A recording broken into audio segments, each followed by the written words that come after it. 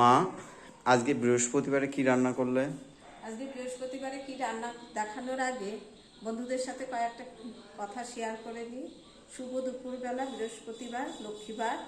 বন্ধুরা, শ্রাবণ মাসে আমি যে চুড়িগুলো পরেছি, অনেকে মনে করে অন্য জাতি, কিন্তু অন্য জাতি না। এই শ্রাবণ মাসে মা পার্বতী তার সন্তানদের মঙ্গল কামনার জন্য এই চুড়ি, মানে সবুজ চুড়ি পরেছিল।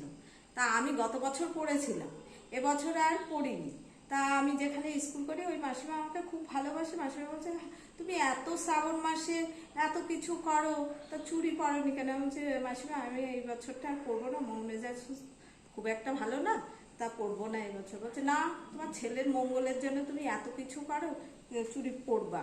তাই আমি পড়েছি সেই শুক্রবারের দিন এসে। বন্ধুরা, তা তোমাদের সাথে শেয়ার করলাম, এই কথাটা শেয়ার করে আমি মনের থেকে হালকা হলাম, এই জন্যই তোমাদের সাথে শেয়ার করলাম। আসো এবার খাবারটা দেখাই। কালকে সেই ধোকা করেছিলাম, সেই ধোকাটা আজকে দেখো বেসন দিয়ে ভাজা করেছি। তারপরে এখানে করেছি ঝিঙে আলুর পোস্ত।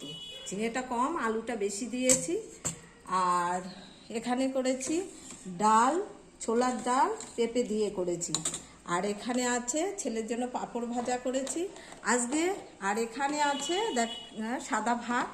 আজকে দুধ, মনে হয় দুধওয়ালা চলে গেছে।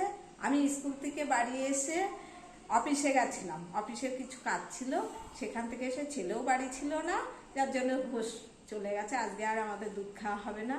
বন্ধুরা, তোমাদের সাথে কথাবার্তা বললাম বলে আমি একটু রিলিফ পেলাম।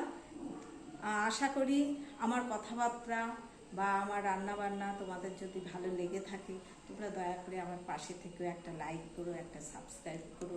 তোমরা সুস্থ থেকো, ভালো থেকো। নমস্কার।